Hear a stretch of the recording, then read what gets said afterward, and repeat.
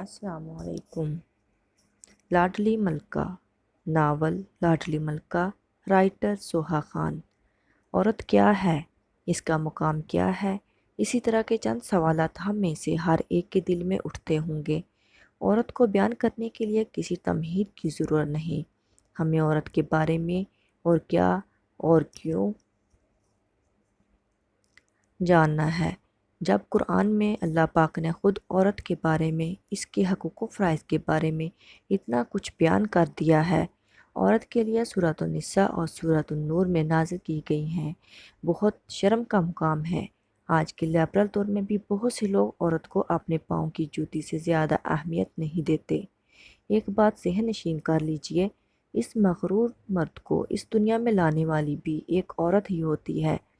عورت کی قدر وہی مرد کرتا ہے جس کی تربیت کسی ملکہ نے کی ہو۔ قرآن نے اگر مرد کو گھر کا سربراہ اور بادشاہ کہا ہے تو عورت کو بھی لاڈلی ملکہ کہا گیا ہے۔ ایک باعزت و باغیرت مرد ہی کسی عورت کو عزت دے سکتا ہے۔ قرآن نے عورت کو بہت فضیلت دی ہے، مگر اسے کچھ حدود بھی دی ہیں۔ آج عورت سڑک پر نکل کر کہتی ہے، مجھے میرے حقوق چاہیے، میرے ساتھ زیادتی ہو رہی ہے۔ آج عورت کا نعرہ ہے، میرا جسم میری مرضی، تو جب مرضی تمہاری ہے تو حقوق کیوں مانگ رہی ہو؟ آج کی عورت کہتی ہے، مرد مجھے فحش نظروں سے دیکھتا ہے، میں کیوں مردوں کی ان نظروں سے بچنے کے لیے اپنی پسند کا لباس زیب تن نہ کروں؟ ایسی عورتوں کو ایک بات اپنے دل و دماغ میں نصب کر لینی چاہیے کہ صرف فحش مردوں کے لیے عذاب نہیں ہے، بے حیا عورتوں کے لیے بھی عذاب ہے۔ اسٹیج پر موجود لڑکی ایک لمحے کو خاموش ہوئی اور برے حال میں نظر دوڑا کر اس نے اپنے بولنے کا سلسلہ جاری رکھا۔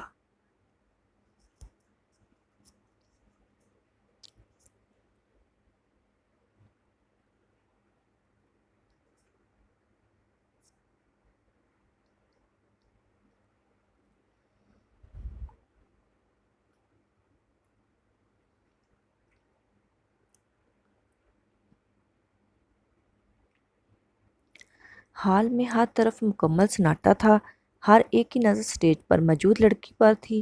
اس کے الفاظ نے ہر ایک کو اپنی طرف متوجہ کرتے ہوئے مجبور کر دیا تھا۔ ہر کوئی دم سادے اس کو سن رہا تھا۔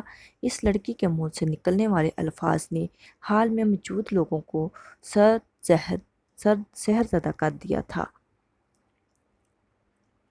دعا وحید بڑے اعتماد سے حال میں موجود لوگوں کی آنکھوں میں آنکھیں ڈال کر اپنی تقریر میں مگن تھی۔ آج یونیورسٹی کی ہال میں وومنز ڈے کی تقریب منعقد کی گئی تھی، جس میں شہر کی بہت سی بڑی بڑی نامی گرامی ہستیاں چیف گیسٹ کے طور پر بلائی گئی تھیں۔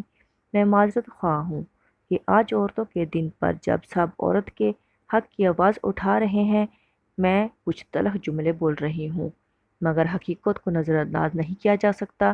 آج کل چند عورتوں نے عورتوں کے تقدس کو پامال کر دیا ہے۔ عورت تو بنت ہوا ہے، ہوا کی بیٹی ہے۔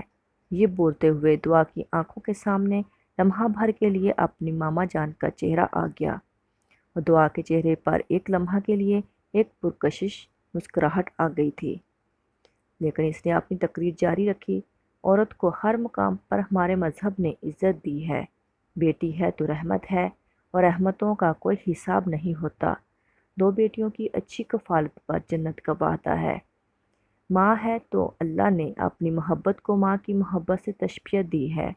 اس سے بڑا ایک عورت کا کیا مقام دیکھنا چاہتے ہو کہ جنت ماں کے قدموں میں رکھی گئی ہے۔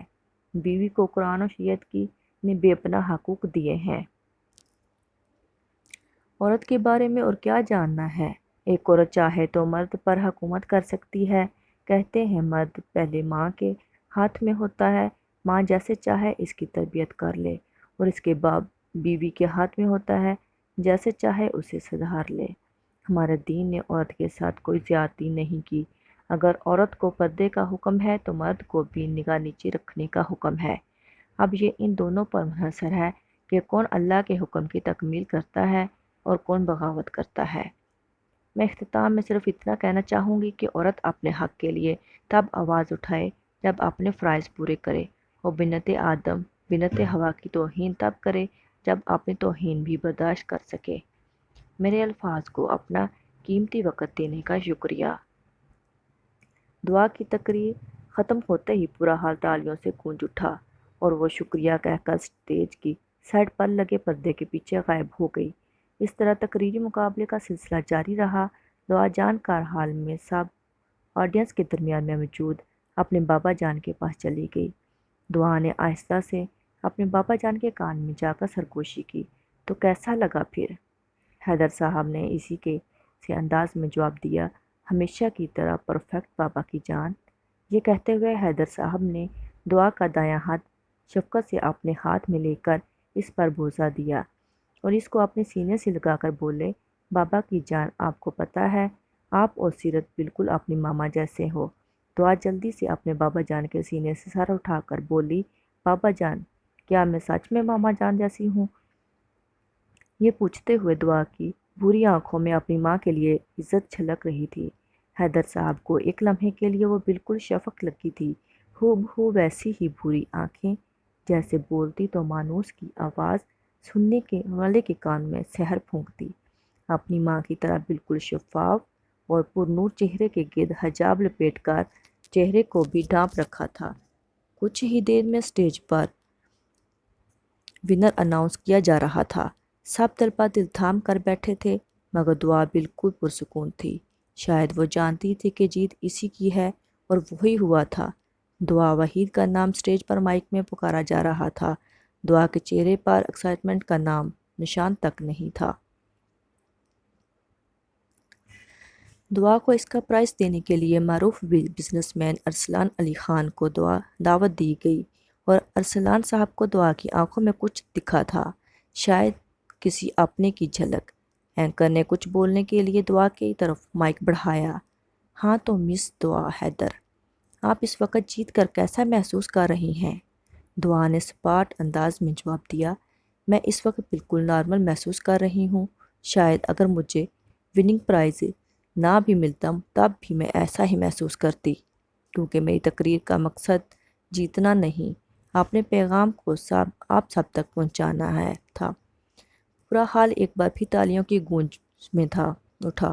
دعا اطمینان سے اسٹیج سے اتری، حیدر صاحب کے پاس جا کر دھیمے سے بولی، بابا جان چلیں۔ حیدر صاحب مسکرا کر اس کے ساتھ باہر کی طرف چل دیے۔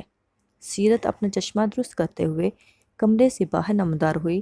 شفق بیگم سامنے لاؤنج کے صوفے پر بیٹھی قرآن پاک کی تلاوت کر رہی تھی۔ سیرت نے ہلکے نیلے ٹراؤزر کے ساتھ سفید گھٹنوں تک آتی قمیض پہن رکھی تھی، چہرے کے گرد سفید ہی دوپٹے کو حجاب کی شکل میں لپٹا ہوا تھا۔ سیرت دبے قدموں سے چلتی ہوئی ماں کے قریب گئی اور ان کے ساتھ صوفے پر بیٹھ کر ان کے دائیں کندھے پر اپنا سر رکھ دیا۔ شفق بیگم نے تلاوت قرآن ختم کر کے قرآن پاک سامنے پڑی شیشے کی میز پر رکھ دی۔ تو ورڈز یہ تھے میرا آج کا ناول سلسلہ وار پہلی ایپیسوڈ۔ امید ہے آپ کو بہت پسند آئی ہوگی۔ میری ویڈیو کو لائک اور شیئر ضرور کر دیجیے گا، اور میرے چینل کو سبسکرائب کرنا نہ بھولیے گا۔ آپ کا بہت بہت شکریہ۔